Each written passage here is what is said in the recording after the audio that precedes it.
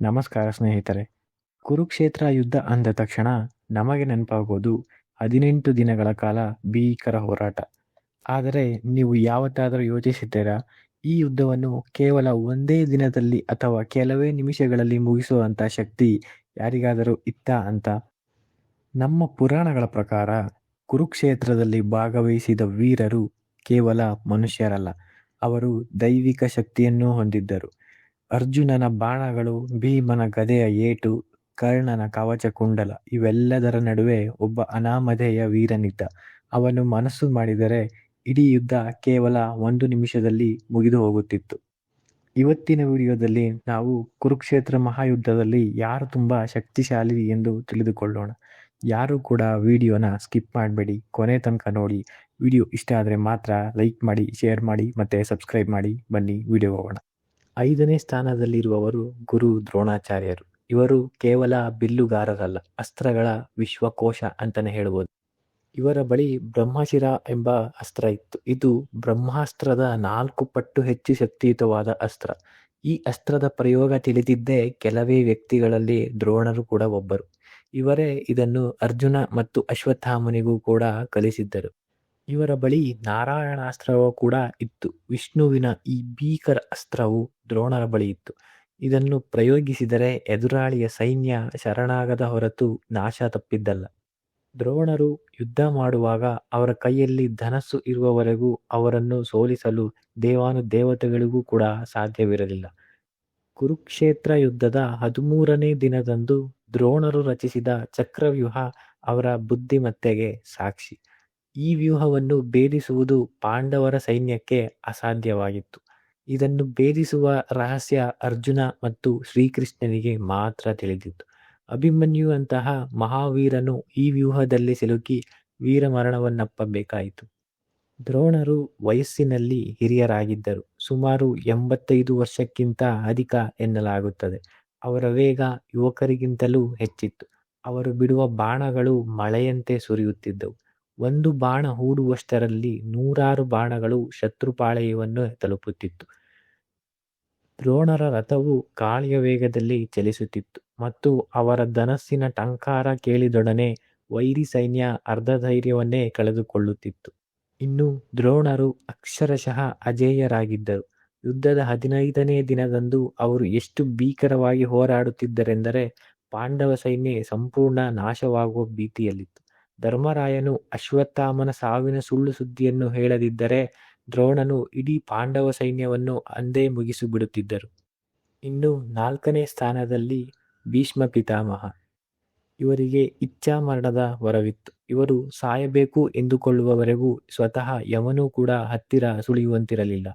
ಸ್ವತಃ ಮಹಾವಿಷ್ಣುವಿನ ಅವತಾರವಾದ ಪರಶುರಾಮರನ್ನೇ ಯುದ್ಧದಲ್ಲಿ ಸೋಲಿಸಿದ ಏಕೈಕ ವೀರ ಈ ಭೀಷ್ಮ.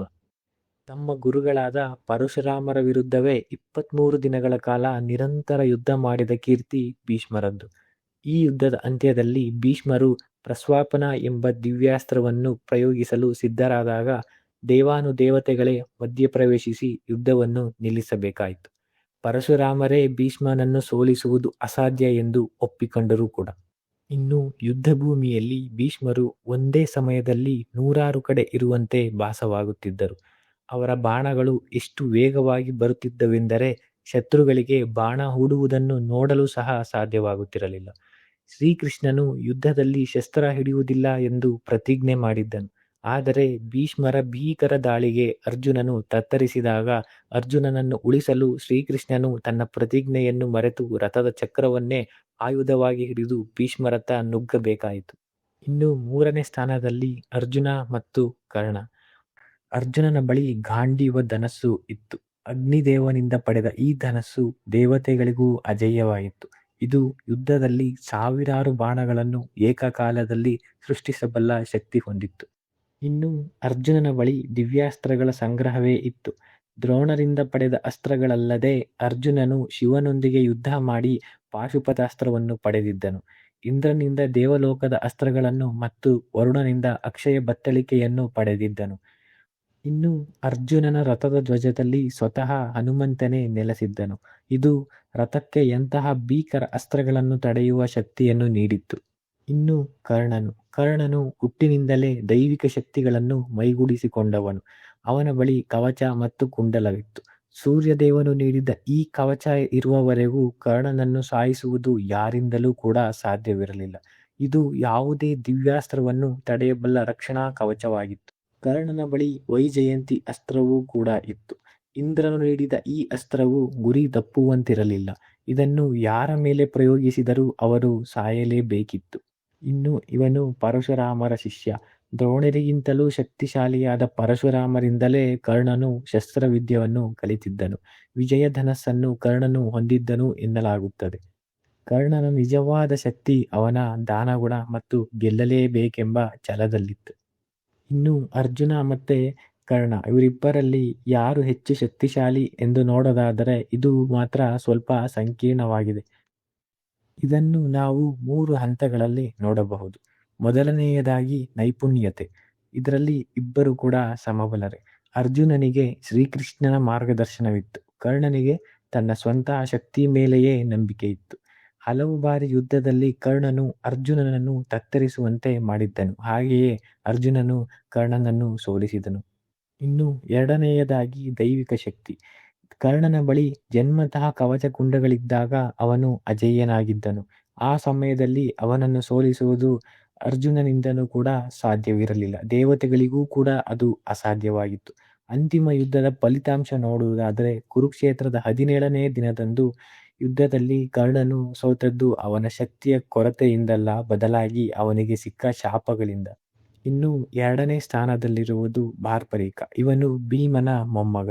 ಬಾರ್ಬರಿಕನ ಬಳಿ ಕೇವಲ 3 ಬಾಣಗಳಿದ್ದವು. ಮೊದಲ ಬಾಣ ಬಿಟ್ಟರೆ ಅದು ಯುದ್ಧ ಭೂಮಿಯಲ್ಲಿರುವ ಎಲ್ಲಾ ಶತ್ರುಗಳನ್ನ ಗುರುತಿಸುತ್ತಿತ್ತು.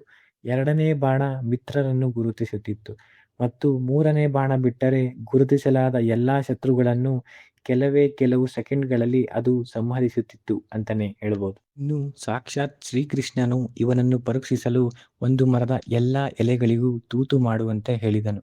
ಬಾರ್ಬರಿಕ 1 ಬಾಣ ಬಿಟ್ಟಾಗ ಅದು ಮರದ ಎಲ್ಲಾ ಎಲೆಗಳಿಗೆ ತೂತು ಮಾಡಿ ಕೃಷ್ಣನ 1 ಎಲೆಯನ್ನು ತನ್ನ ಪಾದದ ಅಡಿಯಲ್ಲಿ ಬಚ್ಚಿಟ್ಟಿದ್ದರೂ ಆ ಬಾಣ ಕೃಷ್ಣನ ಪಾದದ ಹತ್ತಿರ ಬಂದು ನಿಂತಿತು. ಬಾರ್ಬರಿಕನು ಯಾರು ಸೋಲುತ್ತಾರೋ ಅವರ ಪರ ನಿಲ್ಲುತ್ತೇನೆ ಎಂದು ಮಾತು ಕೊಟ್ಟಿದ್ದನು. ಕೌರವರು ಸೋಲುತ್ತಿರುವುದರಿಂದ ಅವನು ಕೌರವರ ಪರ ನಿಂತಿದ್ದರೆ ಪಾಂಡವರು ಸೋಲಬೇಕಿತ್ತು ಮತ್ತು ಸಾಯಬೇಕಿತ್ತು. ಆದ್ದರಿಂದ ಕೃಷ್ಣನು ಬ್ರಾಹ್ಮಣನ ವೇಷದಲ್ಲಿ ಬಂದು ಬಾರ್ಬರಿಕನ ತಲೆಯನ್ನು ದಾನವಾಗಿ ಕೇಳಿದನು. ಬಾರ್ಬರಿಕ ತನ್ನ ತಲೆಯನ್ನು ಕೊಟ್ಟ ನಂತರವೂ ಕೂಡ ಶ್ರೀಕೃಷ್ಣನನ್ನು ಯುದ್ಧ ನೋಡುವ ಆಸೆಯನ್ನು ವ್ಯಕ್ತಪಡಿಸಿದನು. ಆಗ ಶ್ರೀಕೃಷ್ಣನು ಅವನ ತಲೆಯನ್ನು ಒಂದು ಎತ್ತರದ ಬೆಟ್ಟದ ಮೇಲೆ ಇರಿಸಿದನು. ಇಂದಿಗೂ ಅಲ್ಲಿ ಕಾಟು ಶ್ಯಾಮ್ ಎಂಬ ಹೆಸರಿನಲ್ಲಿ ಅವನನ್ನು ಪೂಜಿಸಲಾಗುತ್ತದೆ. ಇನ್ನು ಮೊದಲನೇ ಸ್ಥಾನದಲ್ಲಿರುವುದು ಭಗವಾನ್ ಶ್ರೀಕೃಷ್ಣ. ಶ್ರೀಕೃಷ್ಣನು ಯುದ್ಧದಲ್ಲಿ ಶಸ್ತ್ರ ಹಿಡಿಯುವುದಿಲ್ಲ ಎಂದು ಪ್ರತಿಜ್ಞೆ ಮಾಡಿದ್ದನು. ಅವನು ಮನಸ್ಸು ಮಾಡಿದ್ದರೆ ಕೇವಲ 1 ನೋಟದಿಂದಲೇ ಇಡೀ ಕುರುಕ್ಷೇತ್ರವನ್ನು ಭಸ್ಮ ಮಾಡಬಲ್ಲವನಾಗಿದ್ದ. ಬ್ರಹ್ಮಾಂಡದ ಅತ್ಯಂತ ಶಕ್ತಿಶಾಲಿ ಅಸ್ತ್ರ ಸುದರ್ಶನ ಚಕ್ರ ಅವನ ಬೆರಳ ತುದಿಯಲ್ಲಿತ್ತು. ಅರ್ಜುನನಿಗೆ ತೋರಿಸಿದ ವಿಶ್ವರೂಪದಲ್ಲೇ ಇಡೀ ಬ್ರಹ್ಮಾಂಡ ಕೃಷ್ಣನಲ್ಲಿದೆ ಎಂಬುದು ಸಾಬೀತಾಗಿತ್ತು. ಕೃಷ್ಣನ ತಂತ್ರವಿಲ್ಲದೆ ಪಾಂಡವರು ಒಬ್ಬೇ ಒಬ್ಬ ವೀರನನ್ನು ಕೂಡ ಸೋಲಿಸಲು ಸಾಧ್ಯವಿರಲಿಲ್ಲ. ಆದ್ದರಿಂದ ಕುರುಕ್ಷೇತ್ರದ ಅತಿದೊಡ್ಡ ಶಕ್ತಿ ಎಂದರೆ ಅದು ಭಗವಾನ್ ಶ್ರೀಕೃಷ್ಣನೇ. ಗೆಳೆಯರೇ, ಇದಾಗಿತ್ತು ಕುರುಕ್ಷೇತ್ರದಲ್ಲಿ ಅಸಲಿ ಶಕ್ತಿಶಾಲಿಗಳ ಕತೆ. ನಿಮ್ಮ ಪ್ರಕಾರ ಇವರಲ್ಲಿ ಯಾರು ಹೆಚ್ಚು ಶಕ್ತಿವಂತರು? ಅಥವಾ ಬಾರ್ಬರಿಕನ ತರಹ ಇನ್ಯಾದರೂ ವೀರರು ನಿಮಗೆ ತಿಳಿದಿದ್ದರೆ ಕಮೆಂಟ್ನಲ್ಲಿ ತಿಳಿಸಿ. ವಿಡಿಯೋ ಇಷ್ಟ ಆದರೆ ಈ ವಿಡಿಯೋಗೆ ಲೈಕ್ ಮಾಡಿ ಮತ್ತು ಶೇರ್ ಮಾಡಿ. ಇನ್ನಷ್ಟು ಇಂತಹ ಮಾಹಿತಿಗೆ ನಮ್ಮ ವೈಬ್ ಕನ್ನಡಿಗ ಚಾನಲನ್ನು ಸಬ್ಸ್ಕ್ರೈಬ್ ಮಾಡಿ. ಧನ್ಯವಾದಗಳು.